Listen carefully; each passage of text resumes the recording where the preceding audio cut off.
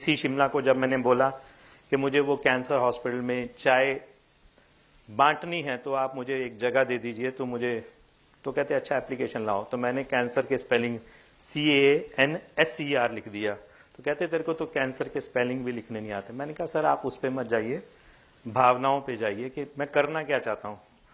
तो वो बहुत गुस्से से मेरी तरफ देख रहे थे कि मैं DC से कैसे बात कर रहा हूं। She is a district collector और मैं ऐसे बोल रहा हूं कि भावनाओं को समझो। तो वो बड़े गुस्से से बोले अच्छा तू कर लेगा। मैंने कहा हाँ जी सर, मैं चाय बांटना चाहता हूं। किसको पिलाएगा? मैंने कहा उनको पिलाऊंगा जिनके पास चाय पीने के पैसे नहीं है। तो आइडेंटिफाई कैसे करेगा? मैंने कहा सर जो भी आएगा वहां हॉस्पिटल के बाहर खड़ा हो जाऊंगा चाय लेकर और बांटना शुरू कर दूंगा। अच्छा फिर तो वो ड्राइवर आ जाएंगे, टैक्सी वाले आ जाएंगे, वो पी जाएंगे। मैंने कहा नहीं सर मुझे करने तो दीजिए। और आप मानिए वो 6 महीने मुझे लग गए गवर्नमेंट से सिर्फ ये परमिशन देने के लिए कि मुझे उस हॉस्पिटल के बाहर चाय बांटनी है। और जब चीफ सेक्रेटरी के पास मैं गया, हेल्थ चीफ सेक्रेटरी थे वहां के, तो जब मैं उनके पास गया तो उनके भी सेम क्वारीज। तो मैंने कहा सर करने तो दीजिए, अब तो 6 महीने हो गए मुझे, करने तो दीजिए। तो पता नहीं उनके दिमाग में क्या आया, उन्होंने उसी लेटर पे कहा ओके सैंक्शन। तो मुझे एक बहुत छोटा सा एक कोना 90 स्क्वायर फीट का दे दिया जाए और इसको बनाओ अब। तो मुझे 2 लाख रुपया लग गया उस एरिया को डेवलप करने के लिए जहां मुझे सिर्फ मुफ्त में चाय बांटनी थी। 2014 में मैंने अपना ये कंसेप्ट शुरू किया चाय बांटने का। और 3 महीने बाद 9 दिसंबर को वहां पर हमने पहला लंगर लगा दिया, जो अब वर्ल्ड नोन लंगर है। हॉस्पिटल के बाहर लंगर, जितने भी हम धार्मिक स्थानों पे लंगर भंडारे लगाते हैं वो अक्सर उन लोगों के लिए लगाते हैं जिनके पेट भरे हुए हैं, लेकिन हॉस्पिटल में जब हम लंगर लगा रहे हैं तो वो शायद उन लोगों के लिए है जिनके पास इलाज के भी पैसे नहीं है और उनको हम खिला रहे हैं। और ऐसे कई लोग हैं जिनके पास सचमुच इलाज के पैसे नहीं है और वो कैंसर के पेशेंट्स सबसे ऊपर हैं उसमें। मैंने सुना है बॉम्बे में भी एक टाटा मेमोरियल के बाहर कोई मिस्टर सावला लगाते हैं लंगर। तो मैं उनकी स्टोरी से भी काफी इंस्पायर हुआ। चलिए वो लंगर तो लगा दिया, अब उसको चलाना पड़ना था। तो हमने लोगों को एक आइडिया दिया, बर्थडेज एनिवर्सरीज कोई भी खुशी गमी हमारे साथ मनाइए, हमारे को 3100 रुपीज दीजिए और हम आपका वो कर देंगे ऑर्गेनाइज। हमने ये शुरू करते करते उस लंगर को आज इस मुकाम पर पहुंचा दिया है कि आज हम उस लंगर पे सारा दिन चाय, बिस्किट, ब्रेड, दलिया, फ्रूट, सूप, दिन का खाना, रात का खाना लगभग 2000 लोगों के लिए दे रहे हैं। और 45,000 रुपया हमारा रोज का खर्चा उस लंगर को लगाने के लिए आता है। और उस लंगर में पेशेंट्स, अटेंडेंट्स जो पूरे हिमाचल से आते हैं उनको हम खाना खिला रहे हैं। साथ ही के साथ शिमला में बर्फ बहुत पड़ती है, सर्दी बहुत होती है, हम उनको 2-2 ब्लैंकेट्स और एक मैट्रेस भी देते हैं कि वो हॉस्पिटल में कहीं भी जाकर सो जाएं। और हमारा एक बहुत ही यूनिक कंसेप्ट चला जब हमने वो लंगर लगाया 2014 में। तो कुछ कैंसर पेशेंट्स को, क्योंकि 90 स्क्वायर फीट जगह थी, रोटी बना नहीं सकते थे, तो हमें रोटियों की आवश्यकता हुई। तो हमने छोटे छोटे रोटी बैंक्स खोले। आज हमारे शिमला में 23 रोटी बैंक हैं जिसमें हर हफ्ते 20,000 रोटियां हम इकट्ठी करते हैं। और हमने बच्चों को एक बड़ा यूनिक सा आइडिया दिया, अगर आप भी बॉम्बे में कहीं भी इंस्पायर होकर लंगर लगाना चाहें तो आप भी लगा सकते हैं।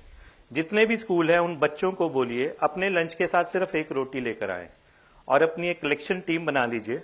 और उस कलेक्शन टीम का यही काम होगा कि वो रोटियों को इकट्ठा करे। अब शिमला में 1800 बच्चों का एक स्कूल पकड़ा, एक 1900 बच्चों का, एक 700 का, एक 800 का, एक 900 का। तो जितने जितने बच्चों के स्कूल पकड़े उतनी रोटियां तो कंफर्म्ड है कि एक एक बच्चा लेकर आएगा। लेकिन वो पेरेंट्स इतने खुश हुए, वो जब भी मुझे मिलते हैं वो कहते हैं हमारे बच्चों ने शेयरिंग सीख ली, उनको शेयरिंग की हैबिट डाल दिया आपने। तो वो एक रोटी नहीं देते, कोई 10 देता है, कोई 20 रोटियां भी देता है। और शिमला में अब रोज मेरी वो एक वैन घूमती है जो रोटियां इकट्ठी करती हैं बच्चों से, लोकेलिटी से, जजेस से और ऑफिसेज से। हमने अपने 23 रोटी बैंक शिमला में चला दिए और अब हमारे पास सारा दिन लगभग 5-6 हजार रोटियां शाम तक पहुंच जाती हैं और हम उस लंगर को चला रहे हैं। और इससे एक बात सीखने को और मिली, कोई भी दुनिया का काम मुश्किल नहीं है अगर आप ठान लो तो। मैं अक्सर कहता हूं ठान लो तो हार लई, मान लो तो हार है। अगर हम ठान लेते हैं तो हार नहीं सकते, मान लिया तो हार है। जैसे वो कल फ्लाइट मिस हो जाती, मान लेता तो हार था कि चलो अब ये भी कैंसिल वो भी कैंसिल, चलो शिमला वापस चलते हैं। ठान लो तो हारेंगे नहीं। और एक चाइनीज प्रयोग है या जापानीज प्रयोग है, what one can do another can do.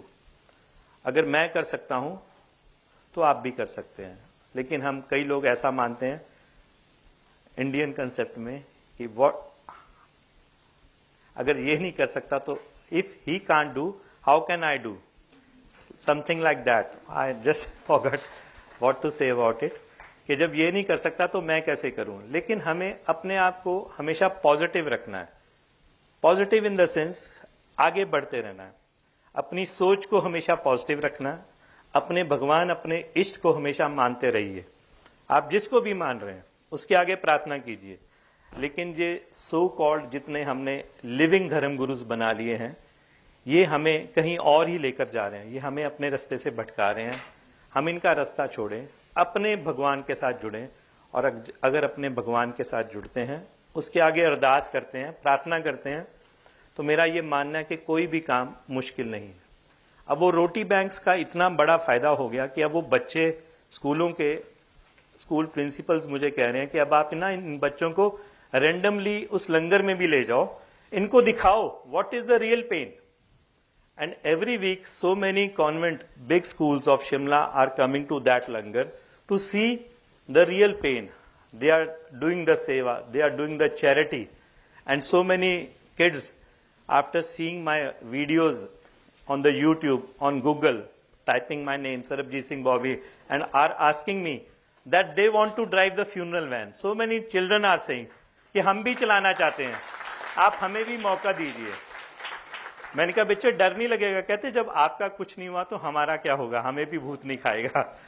तो मैं अक्सर कहता हूं मेरे साथ वो 5-7 हजार डेड बॉडीज की आत्माएं हमेशा चलती हैं, तो मेरे से डरो। कहते नहीं अंकल, हम आपसे डर नहीं लगता। तो वो आत्माएं अब हमारे अंदर भी आ गई हैं, हम भी वो डेड बॉडी वैन को चलाएंगे। और जब वो हम मुझे रोटियां देकर जाते हैं तो मैं आपको बता नहीं सकता उनको लेने वालों की भीड़ कैसे खड़ी है, कितनी गरीबी है हॉस्पिटल में। पूरा पैसा उनका खत्म हो जाता है इलाज करवाते हुए, उनके पास कोई पैसा नहीं बचता। और वो जब शाम को हम लंगर में रोटियां बांटते हैं, जो सुबह 7 बजे बच्चों ने अपने स्कूल से लाई होती है, तो शाम के 7 बजे भी उन रोटियों को लेने के लिए लाइन लगी होती है कि कल सुबह हम चाय के साथ खाएंगे। कितने गरीब पेशेंट्स हैं, 3rd या 4th स्टेज में हमारे उस कैंसर हॉस्पिटल में आ रहे हैं। और कितने ही मासूम बच्चे पिछले 4 सालों में मेरे सामने वहां पर मर गए हैं। और जब वो मरते हैं तो उनके पेरेंट्स वहां पर, मैं आपको बता नहीं सकता कितने भावनात्मक तरीके से हमारे साथ जुड़ जाते हैं। अभी भी पिछले हफ्ते कोई एक पेरेंट आया हुआ था जिसका पिछले साल बच्चा मर गया। वो मेरे लिए अपने गांव से जो पहली फसल होती है वो राजमा लेकर आया और देसी घी लेकर आया कि ये आप अपने घर ले जाइएगा, आपने 1 साल हमारी बहुत सेवा की। भावना ये नहीं थी कि वो मेरे लिए क्या लेकर आया था, भावना ये थी कि उसको उस लंगर में कितनी इंस्पायरिंग चीजें मिली कि हम निस्वार्थ भाव से उस लोगों की सेवा कर रहे हैं जिनको हम जानते तक नहीं। सेवा के असली मायने वही हैं, जब हम सेवा करते हैं तो केवल मानवता की सेवा करें, ह्यूमैनिटी की सेवा करें। पर्टिकुलर एक रिलीजन की सिर्फ अपने लोगों की सेवा ना करें, सबकी सेवा अगर करेंगे तभी हमारा इस जीवन में आने का उद्देश्य पूरा होगा। नहीं तो हम सिर्फ अपने अपने धर्म के शेल में ही बंधे रह जाएंगे, दूसरे वालों को फतवा देते जारी रह जाएंगे, किसी के लिए भी जी नहीं पाएंगे और किसी के लिए भी कुछ कर नहीं पाएंगे। अगर मानवता की सच्ची सेवा करनी है तो ह्यूमैनिटी की सेवा सबसे बड़ी सेवा है। Humanity is the biggest religion, serve it if you can. Thank you so much.